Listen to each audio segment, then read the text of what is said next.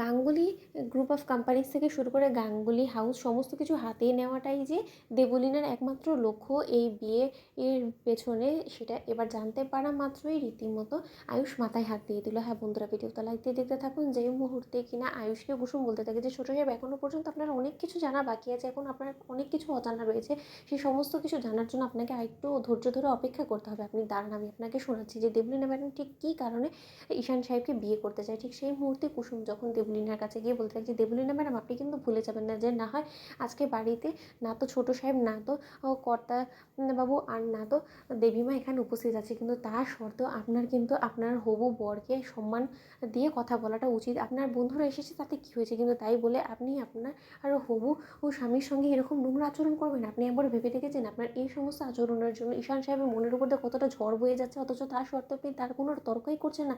আপনি কিন্তু ভুলে যাবেন না এই সমস্ত কিছু কিন্তু আপনি ঈশান সাহেবের দৌলতেই পাচ্ছেন।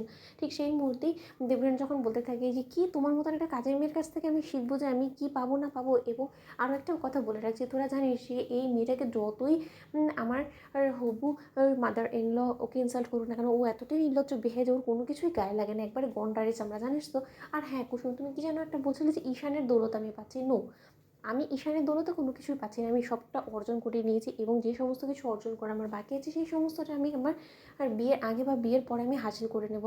তোমরা কি মনে করছো? আচ্ছা তোরা কি মনে করছিস বলতো যে এই ডাফারটাকে আমি নিচে থেকে পছন্দ করেছি? না না না, এই ডাফারটাকে রীতিমতো আমি এবং আমার মম পছন্দই করেছি শুধুমাত্র ওকে ব্যবহার করার জন্য। ও তো আমাদের হাতে একটা চুনোপুটি ছাড়া কোনো কিছুই না, কারণ ওর মতন ডাফার আর যাই হোক না কেন আমাকে কোনোভাবেই ডিজার্ভ করে না। আমাকে যে ডিজার্ভ করে সে তো ছিল আয়ুষ্মান গাঙ্গুলি, কিন্তু তার সত্ত্বেও আয়ুষ্মান গাঙ্গুলিকে কোনো মতে আমি বাঘে আনতে না পারার ফলে এক পর্যায়ে হার মেনে নিয়ে আমি রীতিমতো এই ডাফারটাকে বিয়ে করতে রাজি হয়েছি। তার কারণ ও ইন্দ্রাণী গাঙ্গুলির ছোটো ছেলে, এবং সেই হিসেবে ইন্দ্রাণী গাঙ্গুলি কোম্পানির অর্ধেকটা দু ছেলের মধ্যে যখন কিনা ভাগ হবে, সেই এই সুবাদে এই ডাফার তো কোনো কিছুই ভবিষ্যতে করতে পারবে না, তাহলে ওর নামে যে শেয়ারগুলো থাকবে সেটা সম্পূর্ণরূপে আমার নামে অটোমেটিক্যালি ট্রান্সফার হয়ে যাবে, এবং তার পর মুহূর্তে আমি এই ডাফারটাকে আমার জীবন থেকে সরিয়ে ফেলার জন্য ওকে মেরে আমি ভাসিয়ে দিব, যাতে করে কিনা কেউ ওকে আর নাগাল না পায়। এবং তার পরবর্তী থেকে ওই আয়ুষ্মান গাঙ্গুলি ওকে তাড়াতে আমার 2 সেকেন্ড লাগবে না, ওর কাছ থেকেও সম্পূর্ণরূপে ওর ভাগের অংশটা হাতিয়ে নিয়ে আমি এবং আমার মম হব গাঙ্গুলি গ্রুপ অফ কোম্পানিজের একমাত্র ওনার। এবং তার পর মুহূর্তেই আমরা এই গাঙ্গুলি বাড়িটাও ইন্দ্রাণী গাঙ্গুলির কাছ থেকে আত্মসাৎ করে নিয়ে ইন্দ্রাণী গাঙ্গুলিকে পথের ভিখিরিতে পরিণত করে দেবো।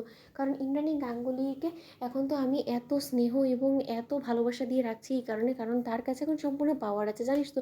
নয়তো তোরা কি মনে করছিস আমি কি টিপিক্যাল 4-5টা বাড়ির বউয়ের মতন নাকি, যে আমি আমার শাশুড়ি মা শ্বশুরমশাই সকলকে নিয়ে একসঙ্গে এক সুতোয় গেঁথে রাখার চেষ্টা করবো? নো, আমি শুধু একবার এই বাড়ির বউ হয়ে আসি, তারপরে তোরা দেখ যে এই দেবলীনাটি কী কী করতে পারে। তো বন্ধুরা, লাইক এবং শেয়ার করো, সাবস্ক্রাইব করো।